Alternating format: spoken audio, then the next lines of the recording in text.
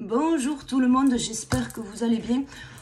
On va se retrouver ce matin pour faire une vidéo concernant les énergies ambiantes.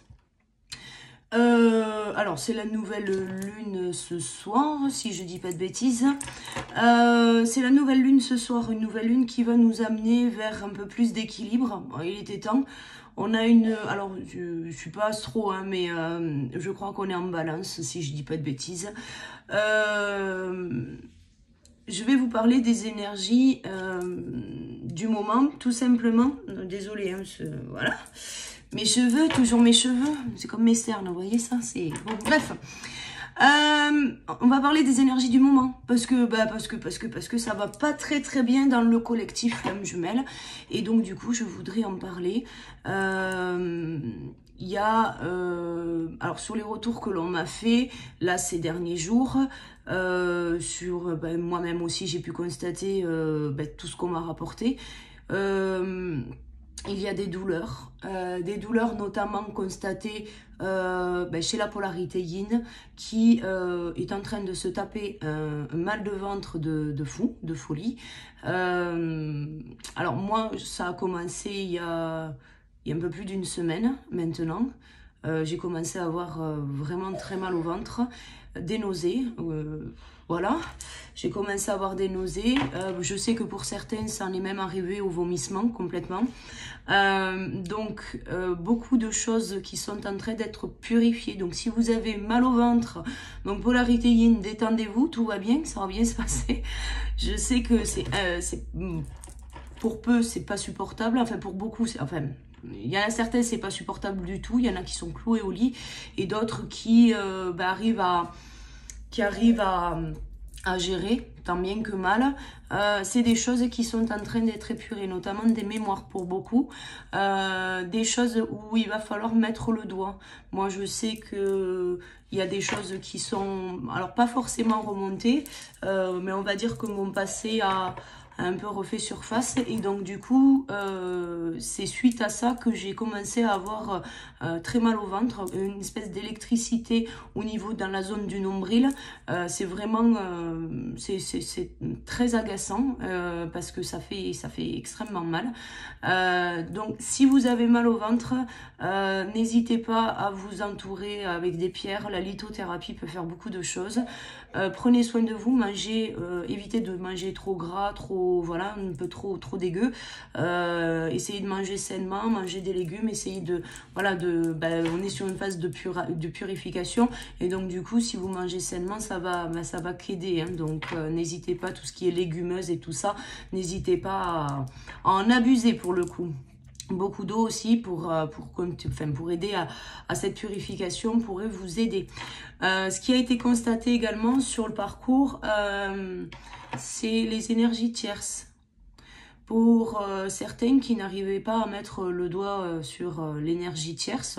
Oui, alors attends, on m'a parlé d'énergie tierce, je vois pas trop de qui on cause. Bon, et bien là, on va aller sur une identification des énergies tierces. Je constate là depuis une semaine que les énergies tierces ont un comportement d'un type réactionnel qui fait qu'on peut les repérer à 10 bornes. Voilà. Vous cherchiez la vache au milieu du couloir, et ben vous avez tout est pointé.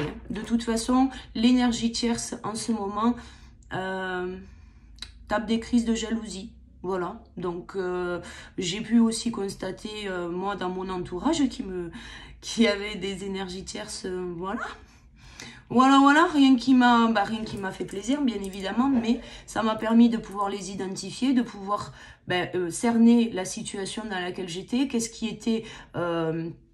qu'on venait me mettre en miroir, et du coup, ça m'a permis de sortir déjà certaines énergies tierces. Je voudrais aussi vous alerter par rapport à vos enfants. Vos enfants, en ce moment, sont tout comme vous en train de se farfader, pour certains, une valise. Voilà, ils sont en train d'épurer un karma transgénérationnel et Et en fait, il vous faut prendre soin d'eux, voilà, tout simplement. Alors, je ne veux pas trop en parler, mais moi, j'ai mon petit garçon qui à l'école, a subi certaines choses. Et donc, ce qui me renvoie à ce que moi, j'ai vécu. Effectivement, il est temps de prendre voilà, conscience de certaines choses que vous avez pu vivre pendant l'enfance. Là, je travaille, moi, sur ce que j'ai vécu. De façon à ce que mon fils puisse se libérer le plus rapidement possible et je l'aide à prendre conscience de certaines choses pour justement qu'il puisse avancer vers cette libération. Mais ayez conscience qu'il y a des choses qui sont importantes. Vous ne pouvez pas vous dire, et c'est moi la première, c'est ce que je me suis dit, je pensais que ce genre de choses, ça n'arriverait jamais à mes enfants. Parce que j'étais là et voilà. Mais le fait de ne pas avoir accepté ce passé-là de ma vie impacte aujourd'hui mon fils qui est victime de certaines personnes. Et donc du coup, on me met sous le nez ce que je dois, moi, travailler. Donc je fais un travail commun avec mon fils de façon à pouvoir nous libérer, parce que pour le coup, là, on est tous les deux dans la même charrette, pour nous libérer de ce passé-là. Donc, faites attention si vous voyez votre enfant plongé dans le silence, qui se sent pas bien, que vous voyez qu'il n'y a plus l'engouement pour aller à l'école, c'est que vraiment, il y a quelque chose qui ne va pas. Donc, faites le tri, parlez-leur, ne les engueulez pas, ça sert à rien. C'est pas de leur faute, quoi. Voilà. Concernant les énergies qui sont du coup ambiantes, aujourd'hui, on nous amène à prendre des décisions. À prendre des décisions pour trouver le juste équilibre. Quelque part, on nous indique la voie du milieu. C'est vraiment de dire, on va pouvoir aller par là, ça va bien se passer. Voilà. Donc, prenez du recul, prenez du temps pour vous, pour réfléchir, si vous avez besoin de réfléchir encore. Maintenant, je pense que le travail qui est fait depuis le début de l'année, il est quand même assez conséquent. Et donc, pour beaucoup, je pense que vous avez déjà fait votre réflexion.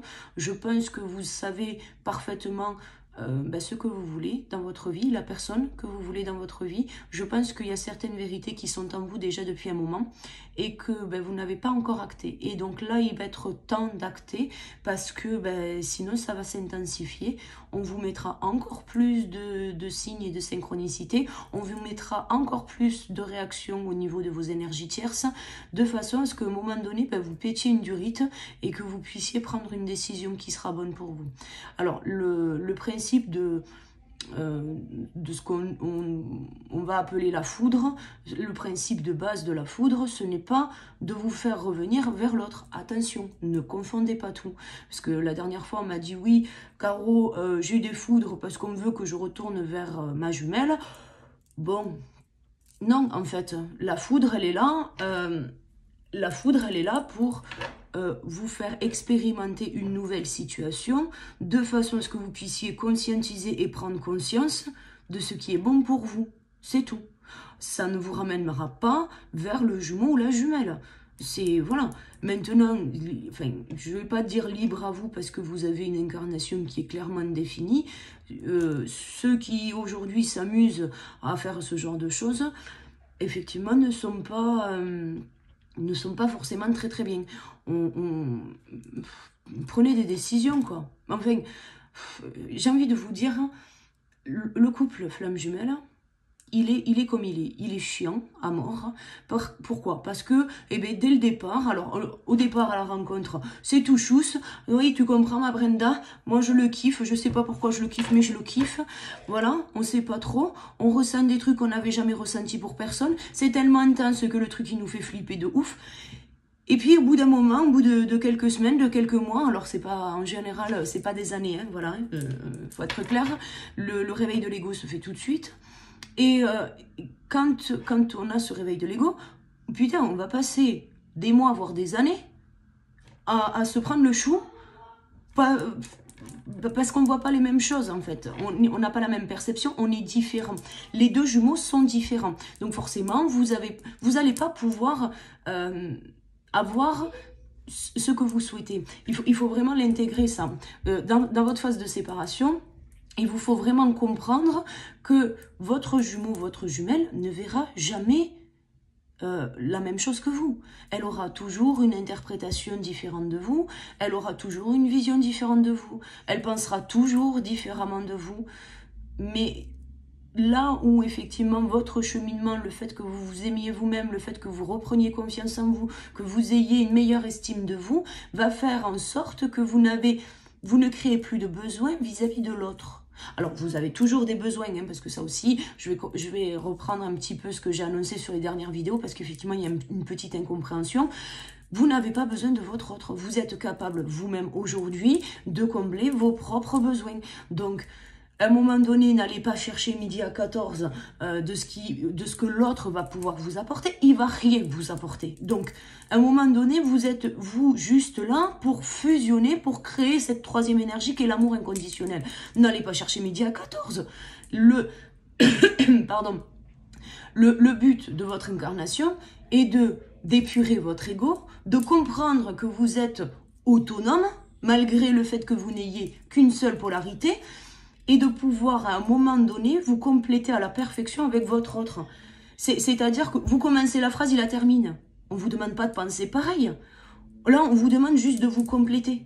C'est juste ça. Retirez-vous la pression de un jour mon autre sera comme moi. Non, il sera jamais comme vous. Et il le criera toujours haut et fort. Donc, faites preuve de discernement.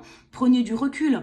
Maintenant, la phase égotique que vous avez eue, effectivement, c'est parce que vous avez des souffrances, vous avez un passé qui est ce qu'il est. Hein. De toute façon, vous ne pourrez jamais le changer. C'est comme ça.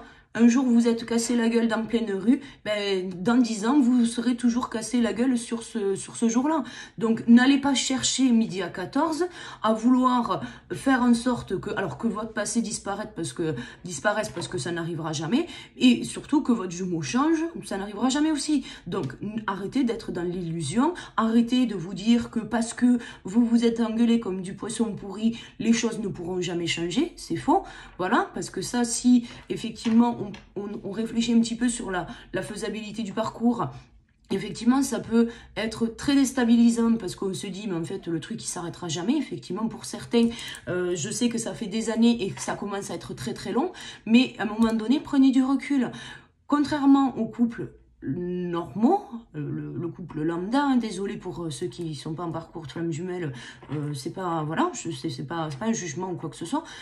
Mais sur un couple normal, et vous l'avez expérimenté avant la rencontre avec votre flamme jumelle, vous avez ce couple dit classique, et vous avez cette rencontre, tout est bien, machin, et truc. Le truc, ça dure des années, alors des mois, voire des années, en fonction des couples. Le truc, c'est tout chousse, et puis comme ça, du jour au lendemain, après des mois, voire des années, l'autre pète un câble. Alors pourquoi ? On ne sait pas trop pourquoi, il pète un plomb, et là, ça commence à être la merde. Bon, et bien là, vous êtes sur une incarnation où vous avez le couple flamme jumelle qui, lui, effectivement, va connaître très rapidement cette phase de lune de miel. Alors, je le rappelle, cette phase de lune de miel, c'est ce que vous allez vivre à la fin, à la fusion. Voilà, je le dis. C'est la carotte, quoi, en fait. Enfin, je suis désolée de le dire comme ça, mais c'est ça, en fait. Une fois que vous avez passé les épreuves, une fois que vous avez passé la réunion, que vous avez trouvé l'équilibre, qu'est-ce qui reste à la fin? Eh bien, il reste que ce que vous avez vécu en lune de miel. C'est la carotte, quoi. Le truc pour vous faire avancer jusqu'au bout. Voilà, c'est tout. Une fois que vous avez passé cette phase de lune de miel, vous êtes dans l'ego. Oui, effectivement, c'est la merde. Et je ne vais pas le cacher, c'est la merde. On s'engueule, on n'est pas d'accord, on nous fait des reproches, on a tout un tas de choses qui se réveillent, notamment les blessures, qui viennent avec le package total, les doutes, les peurs, les machins et plus les blocages. Donc une fois qu'on vibre bien les peurs et qu'on vibre bien les doutes, eh ben on est bloqué, on n'avance plus. Et tout ça, ben il faut, pour pouvoir dépasser tout ça, pour pouvoir dépasser le blocage, il vous faut travailler sur vous. Juste sur vous, pas sur votre jumeau. Le jumeau, lui, vous inquiétez pas, on va lui mettre les situations, on va lui mettre les personnes. S'il ne conscientise pas de travailler lui-même tout seul, enfin toute seule ou tout seul, si lui, il prend pas un bouquin de développement perso ou s'il se donne pas la peine de vouloir avancer, eh ben on va lui mettre des situations, encore et encore, et on va lui mettre des personnes qui vont le trahir ou être injustes avec lui, qui vont le blesser, qui vont continuer d'entretenir les peurs, jusqu'à qu'au jour, un beau jour, pouf, il va péter une durite, et là il va se dire, ah c'est bon, c'est plus pour moi, donc À un moment donné, faites preuve de discernement, vous avez déjà assez de casseroles et de valises à traiter sans aller vous charger la mule de votre jumeau, de votre jumelle. Donc, prenez du recul parce que voilà, vous avez toute cette phase qui est du coup cette phase égotique, la phase de séparation où effectivement on lutte contre nous-mêmes pour lâcher prise. Hein. Voilà, il faut lâcher prise sur nos codes de conduite, nos croyances auto-limitantes, nos schémas de pensée, tout ce qui va être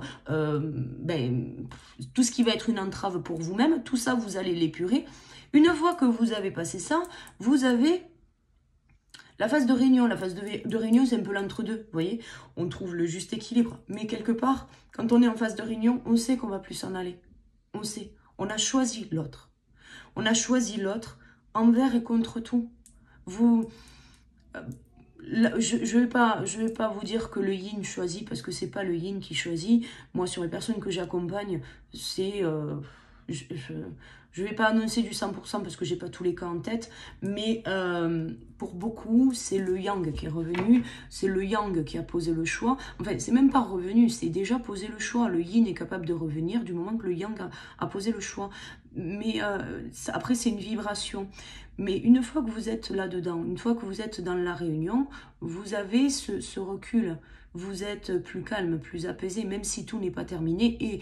Et même arrivé au bout du parcours, il y aura encore des choses à travailler. Il y aura encore des... Enfin, vous allez vibrer l'amour inconditionnel. Vous n'allez pas être à l'abri parce que vous vibrez la lumière. Plus vous vibrerez de lumière, plus vous aurez l'ombre derrière les fesses. Donc ça, c'est aussi une réalité. Mais si vous voulez, vous serez à deux. À partir de la réunion, vous êtes à deux parce que vous vibrez plus haut, vous vibrez de la lumière. Et donc forcément, vous êtes beau. Donc forcément, vous allez attirer à vous des personnes qui ne seraient pas... qui n'auraient pas du moins les bonnes intentions. Ce que je veux vous expliquer, c'est que finalement, quand on regarde, quand on prend du recul sur le parcours, effectivement, on ne va pas être comme les couples lambda. On va être un couple qui va gérer toute la merde au départ. Et à la fin, une fois que le juste équilibre est trouvé en réunion, on a, en fait, on fait la paix, en fait. On fait la paix avec nous-mêmes, on fait la paix, on fait la paix avec tout le monde, en fait. C'est même l'entourage des gens qui, je le vois là sur les personnes qui sont en réunion aujourd'hui, au départ, il y avait beaucoup de réflexions, de reproches de l'entourage. Beaucoup ont été au bout du parcours et se sont libérés de ça. Et aujourd'hui, l'entourage est toujours là. C'est apaisé, l'entourage s'est apaisé. Tout va bien, du moins... c'est en passe pour aller bien. Donc, ayez confiance, gardez confiance. Vous êtes sur un parcours de vie qui est exceptionnel. Effectivement, vous avez fait la guerre, vous vous êtes détruits, vous vous êtes pillés, vous êtes mutilés l'un l'autre, effectivement. Mais votre jumeau, votre jumelle est toujours présente dans votre cœur aujourd'hui. Et j'ai envie de vous dire, travaillez sur vous parce que là, il est temps de faire la paix. Il est temps de faire la paix, de vivre dans l'harmonie. Il est temps d'être soi. Ouais, d'être soi. Bon, je vais m'arrêter là parce qu'il faut que j'amène mes enfants à l'école. Voilà. Je vous fais un milliard de boudous.